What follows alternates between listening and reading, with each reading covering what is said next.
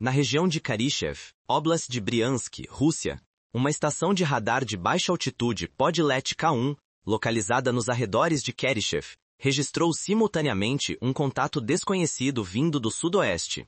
As luzes indicadoras no painel de controle mudaram de verde para amarelo, sinalizando um alvo não classificado entrando no setor de varredura. A tela do radar começou a piscar repetidamente. Os ecos de retorno apareciam como manchas borradas e instáveis.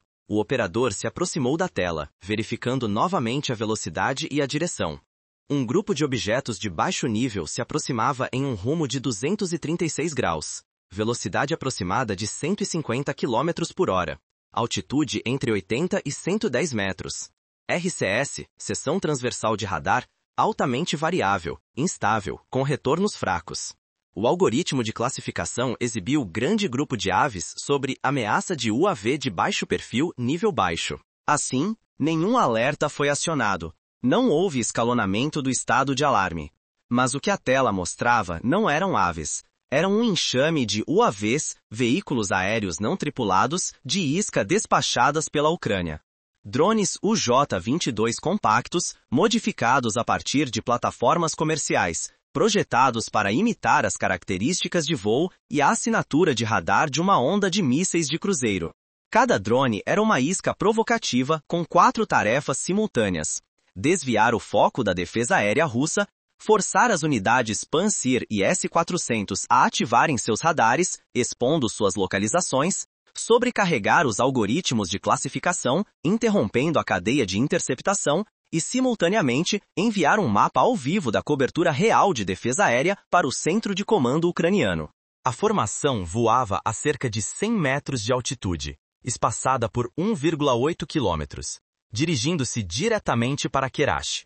Às 3h05, quando se aproximavam do alvo real, a usina Elektrodetal a 17 quilômetros de distância, eles emitiram pulsos de interferência de banda larga, fazendo com que os radares Podlet K1 e os radares de controle de fogo Pantsir exibissem ecos dispersos, como se uma formação de mísseis de cruzeiro estivesse se aproximando. Imediatamente, o agrupamento Pantsir S1 em Kerachov entrou em modo de combate. O radar de controle de fogo 1RS-2E começou a rastrear o retorno mais forte dentro do enxame de iscas. 1 minuto depois, mísseis 257 E6 foram lançados, com buscadores de orientação por comando ativados, mas perderam o rastreamento do alvo logo após o lançamento. O algoritmo de rastreamento contínuo falhou porque o RCS dos UAVs de isca flutuava ritmicamente por design, combinado com seu padrão de voo em zigue-zague, forçando o radar de rastreamento a atualizar constantemente os ângulos de direção. Cada mudança de rumo distorcia o feixe de iluminação, de modo que o sistema de rastreamento não conseguia manter um retorno estável para sustentar um vetor de engajamento. Aos 36 minutos e 30 segundos, ambos os interceptadores detonaram prematuramente no ar. Sem efeito. Um oficial de plantão exclamou: "Não consigo travar nas iscas." Ninguém confirmou. Enquanto os radares russos ainda lidavam com um enxame de iscas que se expandia a leste de Kerachov, 2 lançadores TEL, escondidos sobre a copa da floresta, a 40 quilômetros de distância no Oblast de Sumy, dispararam simultaneamente 4 mísseis de cruzeiro Nekton. Cada ogiva carregava até 200 quilos de explosivo semi-perfurante, projetado não para demolir um edifício inteiro, mas para perfurar, queimar por dentro e tornar um sistema incontrolável. Cada lançador completou sua sequência de disparo em menos de 10 segundos. Neptune 01 e 02 saíram do lançador 1, separados por 0,8 segundos.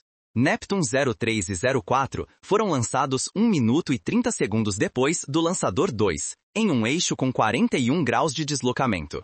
O alvo era a fábrica de manufatura Elektrodetal, em Karachev, Oblast de Briansk. A Elektrodetal é um nó militar industrial crítico, produzindo componentes para mais de 20 empresas de defesa russas, incluindo sistemas de mísseis de cruzeiro, radares Nebo-M, UAVs Orlan 30, além de eletrônicos de controle, subsistemas de radar e componentes de mísseis. Relatórios técnicos internos de 2022 registraram que 70% dos conectores russos de nível médio, desde comunicações Barzum até módulos de mira térmica, eram fabricados na Elektrodetal. Destruir os nós técnicos certos poderia desativar toda a linha de montagem por meses, até anos. Os 4 mísseis dividiram-se em 2 grupos de ataque independentes, aproximando-se da fábrica por 2 direções de flanco cruzado, criando ângulos de ataque cruzados além da capacidade de reação simultânea de qualquer bateria Panzer ou Tor. Toda a trajetória de voo foi pré-programada, usando a pegada de defesa aérea real que o enxame de iscas forçou os radares russos a revelar nos 4 minutos anteriores. O que parecia interferência dispersa era, na verdade, uma fase ativa de reconhecimento, determinando a orientação e as características de refletividade de cada nó de defesa aérea. Isso permitiu à equipe de alvos ucraniana calcular as lacunas entre as camadas de cobertura de radar, onde os Neptune poderiam deslizar sem serem detectados. Todos os 4 mísseis voaram próximos ao solo, mantendo altitudes entre 35 metros e 42 metros, completamente abaixo do horizonte de radar russo. A velocidade de cruzeiro de cada míssil permaneceu entre 875 e 890 km por hora. Mais rápida que um helicóptero, mais lenta que um caça, mas deixando menos de 45 segundos para uma reação se detectada a 10, 15 km. Toda a trajetória foi guiada por um conjunto de tecnologias assimétricas. Navegação por correspondência de terreno contra um mapa digital para manter a rota precisa, imagens de satélite infravermelhas de baixa resolução identificando alvos por contraste térmico, e algoritmos 10 Mach de câmera térmica integrada, usando correspondência de microimagens para fixar pontos de impacto. Quando as defesas aéreas russas ainda estavam focadas no enxame de iscas, esses 4 mísseis cruzaram a fronteira pelo sudoeste, onde nenhuma unidade de defesa aérea russa estava rastreando ativamente. Às 3h06, todos os 4 Neptune entraram na zona morta do radar. Eles seguiram o terreno florestal de Briansk abaixo de 42 metros. Os Neptune estavam agora a menos de 30 km da fábrica Elektrodetal. Com uma velocidade de cruzeiro próxima a 900 km por hora, restavam menos de 2 minutos antes do impacto. Aos 3h16 minutos e 14 segundos, o radar de controle de fogo 1RS-2E de um Panzer registrou o primeiro retorno intermitente. Um traço fraco apareceu ao sudoeste, um eixo negligenciado por 4 minutos. O sinal piscava. A refletividade mal superava o ruído de fundo. Velocidade estimada de aproximadamente 249 metros por segundo. Altitude de cerca de 40 metros. Sem desvio, sem mudança de curso, sem ping de radar ativo. A equipe de vigia não conseguiu identificá-lo, mas o instinto sussurrava.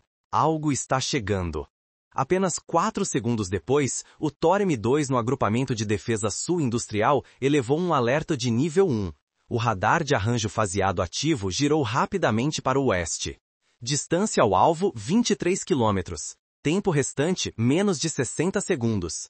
Mas a equipe de controle ainda estava recuperando os sistemas após o lançamento das iscas. Os painéis de energia haviam acabado de ser reiniciados. A equipe da bateria aguardava dados de engajamento válidos. Após terem sido enganados uma vez, as defesas aéreas russas adotaram uma postura excessivamente cautelosa. Ninguém ousou classificar o contato como um míssil real ou como uma dispersão residual das iscas restantes. Aos 36 minutos e 35 segundos, todo o agrupamento de defesa aérea da Elektrodetal entrou em um estado de semi-alarme.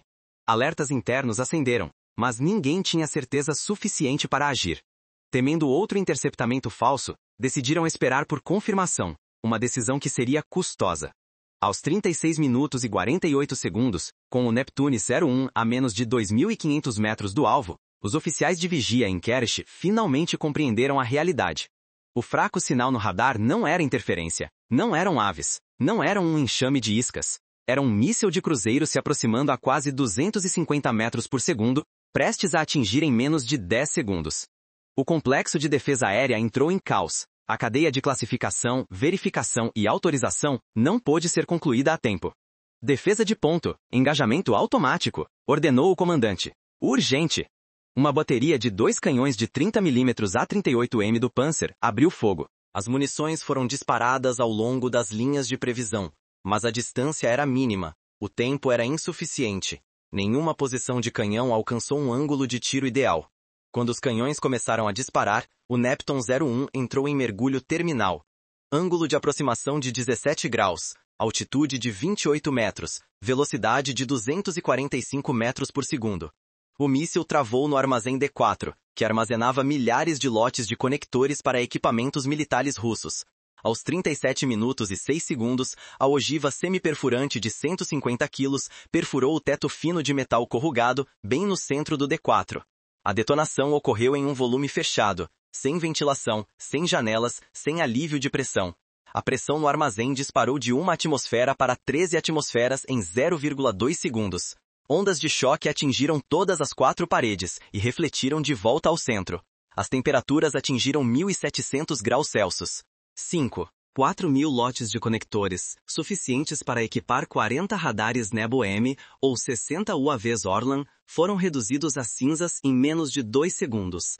Segundos depois, o teto do D4 explodiu como uma panela de pressão. Uma chapa de aço de 3 por 8 metros foi lançada a mais de 70 metros antes de cair sobre prédios de suporte adjacentes. Quase simultaneamente, o Neptuno 02 atingiu pelo sudoeste ao longo de uma pista de serviço secundária.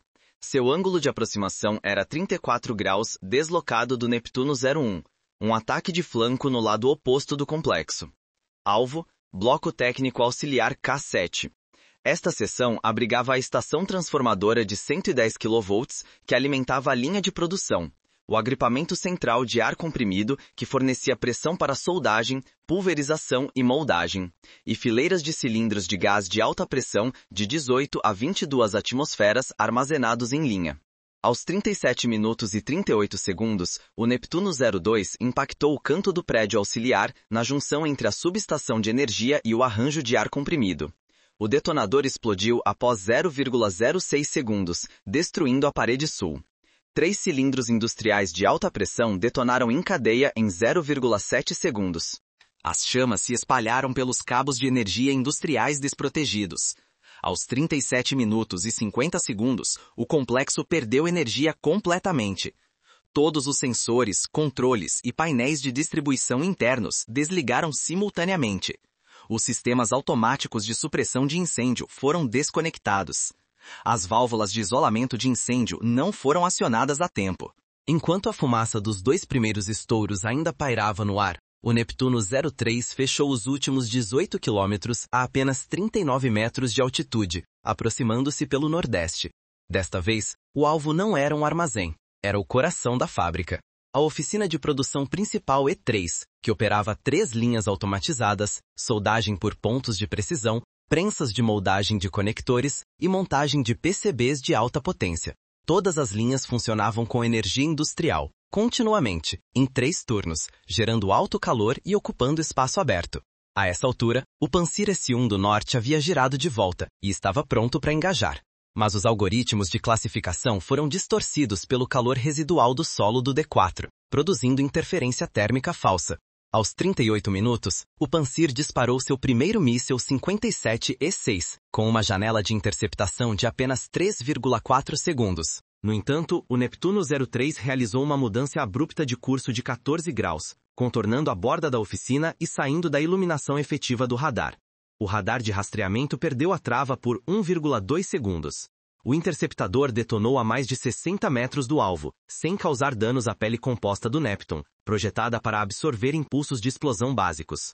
Aos 38 minutos e 33 segundos, o Neptuno 03 atingiu a E3, perfurando o teto em 0,03 segundos, entregando mais de 1.200 kg de força de penetração. A ogiva semiperfurante detonou profundamente no núcleo da prensa de moldagem. As temperaturas no centro da explosão excederam 2.800 graus Celsius, acima do ponto de fusão do aço estrutural padrão. A onda de choque cortou fusos de máquinas CNC, lançou fragmentos de metal de volta pelos painéis de controle das linhas de produção e destruiu controladores lógicos programáveis. O agrupamento de ar comprimido detonou 1,4 segundos depois, colapsando a estrutura de produção em uma cadeia progressiva de colapso. Todo o equipamento foi arrancado das fundações em menos de 3 segundos. Termômetros no transformador registraram um fluxo radiante de até 360 kW por metro quadrado. Com essa intensidade, polímeros, fiação e placas de circuito inflamam imediatamente em um raio de 40 metros. O fogo correu pelos pisos da oficina, bandejas de cabos e dutos não selados. As válvulas automáticas nunca foram seladas. Em 11 segundos, a E3 passou de um incêndio local para uma linha de produção totalmente engolida e incontrolável. Enquanto toda a fábrica queimava, O Neptune 04 se aproximava pelo norte, seguindo o corredor de transmissão de 110 kV. Esse eixo evitou o Thor M2, que ainda estava voltado para a E3. Nenhuma unidade rastreou a aproximação traseira.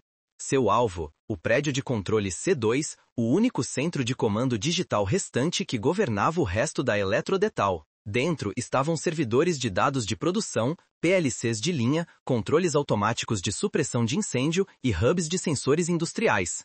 Aos 39 minutos e 7 segundos, o Pantsir lançou mais 2 interceptadores 57E6, mas o Neptune 04 caiu para 21 metros abaixo do feixe efetivo do radar. Efeitos de ondas térmicas induzidas pelo solo fizeram o retorno parecer como interferência de fundo. Ambos os interceptadores perderam a trava por 2,5 segundos e detonaram no ar, falhando em alcançar o alvo. Aos 39 minutos e 14 segundos, o Neptune 04 atingiu o C2.